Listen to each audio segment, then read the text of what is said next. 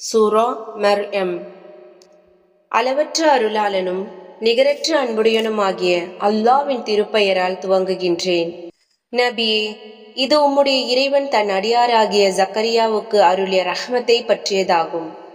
அவர் தம் இறைவனிடம் தாழ்ந்த குரலில் பிரார்த்தித்த போது இவ்வாறு ரஹ்மத்தை அருளினான். அவர் கூறினார், என் இறைவனே, நிச்சயமாக என் எலும்புகள் பலஹீனமடைந்து விட்டன. என் தலையும் நரையால் வெண்மையாய் இலங்குகிறது. என் இறைவனே, இதுவரையில் நான் உன்னிடம் செய்த பிரார்த்தனையில் பாக்கியம் இல்லாதவனாக போய்விடவில்லை. இன்னும் எனக்கு பின்னர் என் உறவினர்களை பற்றி நிச்சயமாக நான் அஞ்சுகிறேன். மேலும் என் மனைவியோ மலடாக இருக்கிறாள். ஆகவே நீ உன் புறத்திலிருந்து எனக்கு வாரிசை அளிப்பாயாக. அவர் எனக்கு வாரிசாகவும் இருப்பார், யாக்கோபுடைய சந்ததியினருக்கு வாரிசாகவும் இருப்பார். என் இறைவனே, அவரை உன்னால் பொருந்தி கொள்ளப்பட்டவராகவும் நீ ஆக்கி வைப்பாயாக. ஜக்கரியாவே, யஹ்யா என்ற பெயர் கொண்ட ஒரு புதல்வனை தருவது பற்றி நிச்சயமாக நாம் உமக்கு நற்செய்தி கூறுகின்றோம். இதற்கு முன்னர் இப்பெயர் கொண்டவரை நாம் ஆக்கவில்லை என்று இறைவன் கூறினான். அதற்கு அவர், என் இறைவனே, என் மனைவியோ மலடாகவும் முதுமையின் தள்ளாத பருவத்தை நான் அடைந்தும் இருக்கும் நிலையில் எனக்கு எவ்வாறு ஒரு புதல்வன் உண்டாகுவான் என கூறினார். அது அவ்வாறே நடைபெறும் என்று கூறினான். இது எனக்கு மிகவும் சுலபமானதே. முன்னர் நீர் ஒரு பொருளாகவும் இல்லாதிருந்த காலத்து நானே உம்மை படைத்தேன் என்று இறைவன் கூறினான். அதற்கு அவர், என் இறைவனே, நீ எனக்கு ஒரு அத்தாட்சியை இதற்காக ஏற்படுத்துவாயாக என்று வேண்டினார். நீர் சௌக்கியத்துடன் இருக்கும் நிலையிலே 3 இரவு பகல்கள் நீர் மக்களுடன் பேச முடியாமல் இருப்பீர். அதுவே உமக்கு அத்தாட்சியாகும் என்று கூறினான். ஆகவே அவர் மெஹ்ராபை தொழும் இடம் விட்டு வெளியே தம் சமூகத்தாரிடம் வந்தார். பின்னர் அவர்களிடம் பேச முடியாத நிலையில் சைக்கிணையாக அவர் காலையிலும் மாலையிலும் அல்லாஹ்வை துதித்து தஸ்பீ செய்யுங்கள் என்று உணர்த்தினார். அதன் பின்னர், யஹ்யாவே, நீர் இவ்வேதத்தை பலமாக பற்றி பிடித்து கொள்ளும் என கூறினோம். இன்னும் அவர் குழந்தையாக இருக்கும் போதே அவருக்கு நாம் ஞானத்தை அளித்தோம். அன்றியும் நாம் நம்மிடமிருந்து இரக்க சிந்தனையும் பரிசுத்த தன்மையும் அவருக்கு கொடுத்தோம். இன்னும் அவர் மிகவும் பயபக்தி உடையவராக இருந்தார்.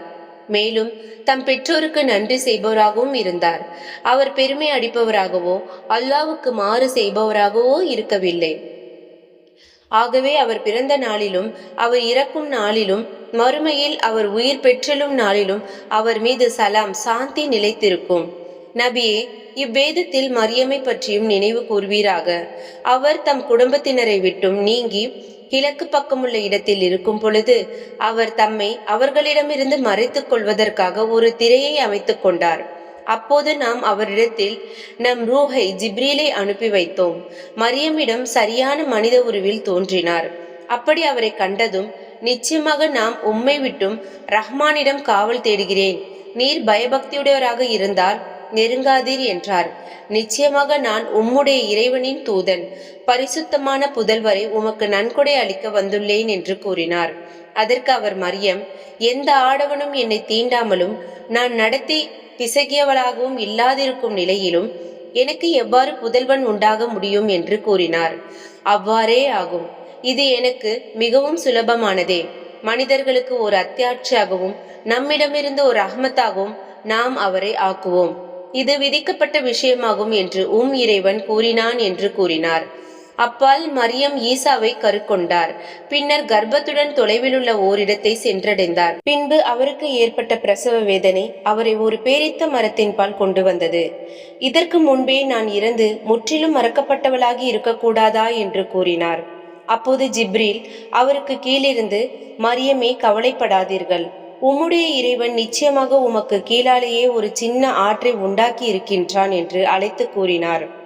இன்னும் இந்த பேரித்த மரத்தின் கிளையை பிடித்து அருகில் இழுத்து கொடுக்கும். கொய்வதற்கு பக்குவமான பழங்களை மீது அது உதிர்க்கும். ஆகவே அவற்றை உண்டு ஆற்று நீரை பருகி கண்குளிர்ந்து இருப்பீராக. பின்னர் எந்த மனிதரையேனும் நீர் பார்க்க நேரிட்டால் மெய்யாகவே ரஹ்மானுக்காக நான் நோன்பிருப்பதாக நேர்ந்திருக்கின்றேன். ஆதலின் இன்றைய தினம் எந்த மனிதரிடம் நான் பேச மாட்டேன் என்று கூறும். பின்னர் மரியம் அக்குழந்தையை சுமந்து கொண்டு தம் சமூகத்தாரிடம் வந்தார். அவர்கள் கூறினார்கள், மரியமே, நிச்சயமாக நீர் ஒரு விபரீதமான பொருளை கொண்டு வந்திருக்கின்றீர். ஹாரூனின் சகோதரியே, உன் தந்தை கெட்ட மனிதராக இருக்கவில்லை, உன் தாயாரும் நடத்தை பிசகியவளாக இருக்கவில்லை என்று பழித்து கூறினார்கள். ஆனால் தம் குழந்தையிடமே கேட்கும்படி அதன்பால் சுட்டி காட்டினார். நாங்கள் தொட்டிலில் இருக்கும் குழந்தையுடன் எப்படி பேசுவோம் என்று கூறினார்கள். நிச்சயமாக நான் அல்லாஹ்வுடைய அடியானாக இருக்கின்றேன். இன்னும் அவன் எனக்கு வேதத்தை கொடுத்திருக்கின்றான். இன்னும் என்னை நபியாக ஆக்கியிருக்கின்றான். இன்னும் நான் எங்கிருந்தாலும் அவன் என்னை முபாரக்கானவனாக நற்பாக்கியமுடையவனாக ஆக்கியிருக்கின்றான். மேலும் நான் உயிருடன் இருக்கும் காலமெல்லாம் தொழுகையையும் ஜக்காத்தையும் நிறைவேற்ற எனக்கு வசியத் செய்து கட்டளையிட்டு இருக்கின்றான். என் தாயாருக்கு நன்றி செய்பவனாக என்னை ஏவி இருக்கின்றான். நற்பேறு கெட்ட பெருமைக்காரனாக என்னை அவன் ஆக்கவில்லை. இன்னும் நான் பிறந்த நாளிலும் நான் இறக்கும் நாளிலும் மறுமையில் நான் உயிர் பெற்று எழும் நாளிலும் என் மீது சாந்தி நிலைத்திருக்கும் என்று அக்குழந்தை கூறியது. இத்தகையவர்தாம் மரியமுடைய புதல்வர் ஈசா ஆவார். எதை குறித்து அவர்கள் சந்தேகம் கொண்டிருக்கின்றார்களோ அது பற்றிய உண்மையான சொல் இதுவே ஆகும். அல்லாஹ்வுக்கு எந்த ஒரு புதல்வனையும் ஏற்படுத்தி கொள்ள வேண்டியதில்லை. அவன் தூயவன். அவன் ஒரு காரியத்தை தீர்மானித்தால் ஆகுக என்றுதான் கூறுவான். உடனே அது ஆகிவிடுகிறது. நிச்சயமாக அல்லாஹ்வே படைத்து பரிபக்குவப்படுத்தும் என்னுடைய இறைவனாகவும் உங்களுடைய இறைவனாகவும் இருக்கின்றான். ஆகையால் அவனையே நீங்கள் வணங்குங்கள். இதுவே நேரான வழியாகும் என்று நபியே நீர் கூறும். ஆனாலும் அவர்களிடையே இருந்த கூட்டத்தார் இது பற்றி தங்களுக்குள்ளே அபிப்பிராய பேதம் கொண்டனர். சத்தியத்தை நிராகரித்து கொண்டிருப்பவர்களுக்கு அவர்கள் யாவரும் ஒன்று சேர்க்கப்படும் வலுப்பமான நாளில் கேடுதான். அவர்கள் நம்மிடத்தில் வரும் நாளில் எவ்வளவு தெளிவாக கேட்பார்கள் பார்ப்பார்கள். எனினும் அந்த அக்கிரமக்காரர்கள் பகிரங்கமான வழிகேட்டிலே இன்று இருக்கிறார்கள். மேலும் நபியே, தீர்ப்பு அளிக்கப்படும் அந்த கைசேதப்படக்கூடிய நாளை குறித்து நீங்கள் அவர்களுக்கு அச்சமூட்டி எச்சரிக்கை செய்வீராக. எனினும் அவர்கள் அதை பற்றி கவலைப்படாதவர்களாகவும் நம்பாதவர்களாகவும் இருக்கின்றார்கள். நிச்சயமாக நாமே பூமியையும் அதன் மீதுள்ளவர்களையும் வாரிசாக கொள்வோம். இன்னும் நம்மிடமே அனைவரும் மீட்கப்படுவார்கள். நபியே, இவ்வேதத்தில் இப்ராஹிமை பற்றியும் நினைவு கூர்வீராக.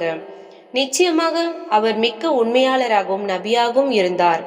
என் அருமை தந்தையே, யாதொன்றையும் கேட்க இயலாத, பார்க்க இயலாத, உங்களுக்கு எந்த தேவையும் பூர்த்தி செய்ய இயலாதுமான ஒன்றை ஏன் நீங்கள் வணங்குகின்றீர்கள் என்று அவர் தம் தந்தையிடம் கூறியதை நினைவுபடுத்தும்.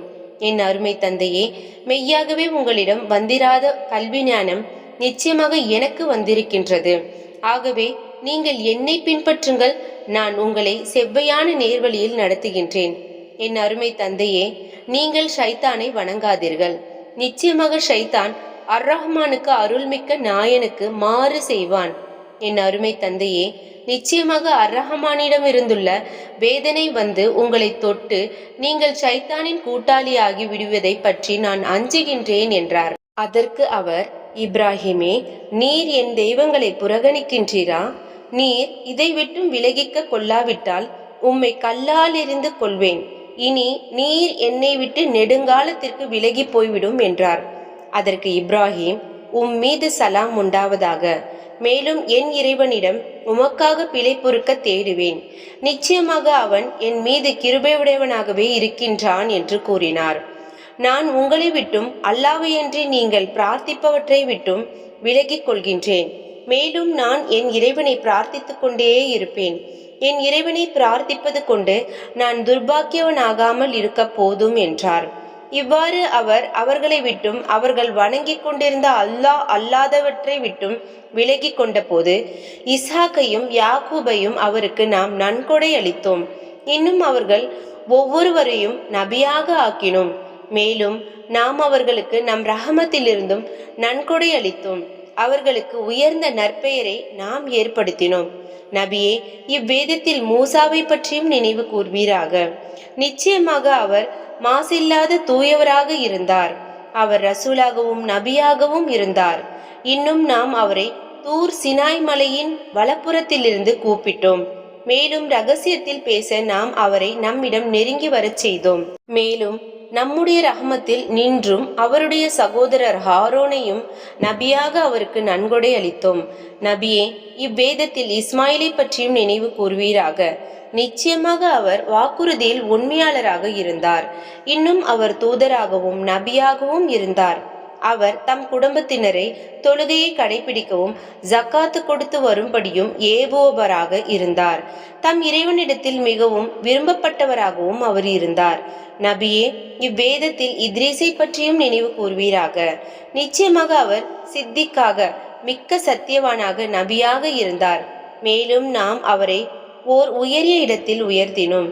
அவர்கள் ஆதமுடைய சந்ததியிலும் நூஹுடைய கப்பலில் நாம் ஏற்றிக்கொண்டவர்களில் சந்ததியிலும் இப்ராஹிமுடையவும் இஸ்மாயில் யாக்கூபின் சந்ததியிலும் இன்னும் நாம் தேர்ந்தெடுத்து நேர்வழியில் நடத்தியவர்களுடன் உள்ள நபிமார்கள் ஆவார்கள். இவர்கள் மீது அல்லாஹ் அருளை பொழிந்தான். அர்-ரஹ்மானுடைய வசனங்கள் அவர்களின் மீது ஓதப்பட்டால் அவர்கள் அழுதவர்களாகவும் சுஜுது செய்தவர்களாகவும் விழுவார்கள். ஆனால் இவர்களுக்கு பின் வழிகெட்ட சந்ததியினர் இவர்களுடைய இடத்திற்கு வந்தார்கள். அவர்கள் தொழுகையை வீணாக்கினார்கள், இழிவான மன இச்சைகளை பின்பற்றினார்கள். மறுமையில் அவர்கள் நரகத்தின் கேட்டை சந்திப்பார்கள். தௌபா செய்து பாவங்களிலிருந்து விலகி ஈமான் கொண்டு சாலியான நல்ல செயல்களை செய்கிறார்களே, அவர்களை தவிர அத்தகைய சாலியானவர்கள் ஜன்னத்தில் சொர்க்கத்தில் பிரவேசிப்பார்கள். அவர்கள் அடைய வேண்டிய நற்பயன் எதிலும் அவர்களுக்கு குறைவு செய்யப்பட மாட்டாது. அதன் என்னும் அந்த சுவனப்பதிகளை அர்-ரஹ்மான் தன் நல்லடியார்களுக்கு அவற்றை அவர்கள் காண முடியாத போதே வாக்களித்தான். நிச்சயமாக அவனுடைய வாக்குறுதி நிறைவேறும். சலாம், சாந்தி என்பதை செவியுறுவார்களே தவிர அச்சுவனப்பதிகளில் அவர்கள் வீணான எதையும் செவியுற மாட்டார்கள். இன்னும் அங்கே அவர்களுக்கு காலையிலும் மாலையிலும் அவர்களுடைய உணவு இருக்கின்றது. இத்தகைய சுவர்க்கத்திற்கு நம் அடியார்களில் தக்வா பயபக்தி உடையவர்களை நாம் வாரிசாக்கி விடுவோம். மலக்குகள் கூறுகிறார்கள், நபியே, உமது இறைவனின் கட்டளை இல்லாமல் நாம் இறங்க மாட்டோம். எங்களுக்கு முன்னிருப்பதும் எங்களுக்கு பின்னிருப்பதும் இவ்விரண்டிற்கும் இடையில் இருப்பதும் அவனுக்கே சொந்தமாக இருக்கின்றது. உமது இறைவன் ஒரு பொழுதும் மறப்பவன் அல்லன். அவனே வானங்களுக்கும் பூமிக்கும் அவை இரண்டிற்கும் இடையே உள்ளவற்றிற்கும் இறைவனாக இருக்கின்றான். ஆகையினால் அவன் ஒருவனையே வணங்குவீராக. மேலும் அவனை வணங்குவதில் கஷ்டங்களை ஏற்று பொறுமையுடன் இருப்பீராக. பெயரில் வல்லமையில் மற்றும் தன்மையில் அல்லாவுக்கு நிகரானவனை நீர் அறிவீரா? எனினும் மனிதன் கேட்கின்றான், நான் இறந்து போனால் உயிருள்ளவனாக மேலும் எழுப்பப்படுவேனா என்று. யாதொரு பொருளுமாக இல்லாதிருந்த அவனை நிச்சயமாக நாம் முன்னர் படைத்தோம் என்பதை மனிதன் நினைத்து பார்க்க வேண்டாமா? ஆகவே நபியே, இறைவன் மீது சத்தியமாக நாம் அவர்களையும் அவர்களுடைய ஷைத்தான்களையும் நிச்சயமாக உயிர்ப்பித்து ஒன்று சேர்ப்போம். பின்னர் அவர்களை எல்லாம் நரகத்தினை சூழ முழந்தாளிட்டவர்களாக ஆஜராக்குவோம். பின்னர் நாம் ஒவ்வொரு கூட்டத்திலிருந்தும் அர்-ரஹ்மானுக்கு மாறு செய்வதில் கடினமாக தீவிரமாக இருந்தவர்கள் யாவற்றையும் நிச்சயமாக வேறு பிரிப்போம். பின்னர் அந்நரகத்தில் புகுவதற்கு அவர்களில் தங்கள் பாவத்தால் முதல் தகுதியுடையவர்கள் யார் என்பதை நிச்சயமாக நாம் அறிவோம். மேலும் அதனை கடக்காமல் உங்களில் யாரும் போக முடியாது. இது உம்முடைய இறைவனின் முடிவாக தீர்மானமாகும். அதன் பின்னர் தக்வாவுடன் பயபக்தியுடன் இருந்தார்களே, அவர்களை நாம் ஈடேற்றுவோம். ஆனால் அநியாயம் செய்தவர்களை அந்நரகத்தில் முழந்தாளிட்டவர்களாக விட்டுவிடுவோம். இன்னும் நம்முடைய தெளிவான வசனங்கள் அவர்கள் முன் ஓதப்பெறும் போது மூமின்களிடத்தில் அவற்றை நிராகரிக்க முயலும் காஃபிர்கள், நம் இரு வகுப்பாரில் இப்பொழுது யாருடைய வீடு மேலானதாகவும் யாருடைய சபை மிக அழகானதாகவும் இருக்கிறது என்று கேட்கின்றனர். இன்னும் இவர்களை விட மிக்க அழகான தளவாடங்களையும் தோற்றத்தையும் பெற்றிருந்த எத்தனையோ தலைமுறைகளை இவர்களுக்கு முன் நாம் அளித்திருக்கின்றோம். யார் வழிகேட்டில் இருக்கிறார்களோ அவர்கள் வாக்களிக்கப்பட்ட இவ்வுலக வேதனையை அல்லது மறுமையை காணும் வரை அர்-ரஹ்மான் அவர்களுக்கு அவகாசம் கொடுக்கின்றான். அவ்வாறு காணும் போது எவருடைய வீடு கெட்டது, எவருடைய கூட்டம் பலகீனமானது என்பதை திட்டமாக அவர்கள் அறிந்து கொள்வார்கள் என்று நபியே நீர் கூறுவீராக. மேலும் எவர் நேர்வழியில் செல்கின்றார்களோ அவர்களை அல்லாஹ் மேலும் மேலும் நேர்வழியில் செலுத்துகின்றான். இன்னும் நிலைத்திருக்கக்கூடிய நற்கருமங்கள் உம்முடைய இறைவனிடத்திலே சிறந்த கூலியாகவும் சிறந்த தங்குமிடமாகவும் அமையும். நம்முடைய வசனங்களை நிராகரித்துக் கொண்டு மறுமையிலும் நான் நிச்சயமாக செல்வமும் பிள்ளையும் கொடுக்கப்படுவேன் என்று கூறினானே, அவனை நபியே நீர் பார்த்தீரா? பின்னர் நடக்கவிருக்கும் மறைவான விஷயத்தை அவன் எட்டி பார்த்து தெரிந்து கொண்டானா? அல்லது அர்ரஹ்மானிடத்திலிருந்து உறுதிமொழி ஏதேனும் பெற்றிருக்கின்றானா? அப்படியல்ல. அவன் சொல்வதை நாம் எழுதி வருவோம். இன்னும் நாம் அவனுடைய வேதனையை மேலும் மேலும் அதிகமாக்குவோம். இன்னும் தன் சொத்துக்கள் என்று அவன் பெருமையடித்து பேசிக் கொண்டிருப்பவற்றையும் நாம் அனந்தரம் கொள்வோம். இவற்றையெல்லாம் விட்டு அவன் நம்மிடத்தில் தன்னந்தனியாகவே வருவான். முஷ்ரிக்குகள் தங்களுக்காக அல்லாவிடம் மன்றாடுவதற்கு வல்லமையுடையவை என்று அல்லாவையின்றி வேறு தெய்வங்களை எடுத்துக் கொண்டுள்ளார்கள். அப்படியல்ல, தங்களை இவர்கள் நிராகரித்து இவர்களுக்கு விரோதமாகவும் ஆகிவிடும். காஃபிர்கள் வழிகேட்டில் செல்லும்படி தூண்டி கொண்டிருப்பதற்காகவே நிச்சயமாக ஷைத்தான்கள் நாம் அனுப்பியிருக்கின்றோம் என்பதை நீர் பார்க்கவில்லையா? எனவே அவர்களுக்காக நீர் அவசரப்படாதீர். அவர்களுக்கு வேதனைக்குரிய தவணையின் கணக்கை நாம் கணக்கிட்டு கொண்டுதான் இருக்கின்றோம். அர்ரஹ்மான் ஆகிய நம்மிடத்தில் பயபக்தி உடையவர்களை நாம் கூட்டாக ஒன்று சேர்க்கும் நாளில் குற்றவாளிகளை அவர்கள் தாகம் தீர்த்து கொள்வதற்காக நரகை நோக்கி நாம் விரட்டுவோம். அர்ரஹ்மானிடம் உடன்படிக்கை செய்து கொண்டோரை தவிர எவரும் பரிந்துரைக்கு அதிகாரம் பெற மாட்டார்கள். இன்னும் அர்ரஹ்மான் தனக்கென ஒரு குமாரனை எடுத்துக்கொண்டுள்ளான் என்று அவர்கள் கூறுகிறார்கள். நிச்சயமாக நீங்கள் அபாண்டமான ஒரு கூற்றை கொண்டு வந்திருக்கின்றீர்கள். இவர்களின் இந்த கூற்றினால் வானங்கள் வெடித்து பூமி பிளந்து மலைகள் சிதறுண்டு விடும் போதிலும் அவர்கள் அர்ரஹ்மானுக்கு ஒரு குமாரன் உண்டென்று தாவா செய்வதனால் ஒரு குமாரனை எடுத்துக்கொள்வது அல்லாவுக்கு தேவையில்லாதது. ஏனென்றால் வானங்களிலும் பூமியிலும் உள்ள ஒவ்வொருவரும் அர்ரஹ்மானிடம் அடிமையாய் வருபவரே அன்றி வேறில்லை. நிச்சயமாக அவற்றையெல்லாம் அவன் சூழ்ந்து அறிகின்றான். இன்னும் அவற்றை துல்லியமாக கணக்கிட்டு வைத்திருக்கின்றான். கியாம நாளில் அவர்களில் ஒவ்வொருவரும் தனித்தனியாக அவனிடம் வருவார். நிச்சயமாக எவர்கள் ஈமான் கொண்டு சாலிஹான நல்ல செயல்களை செய்கின்றார்களோ அவர்களுக்கு அர்ரஹ்மான் யாவரின் நேசத்தை ஏற்படுத்துவான்.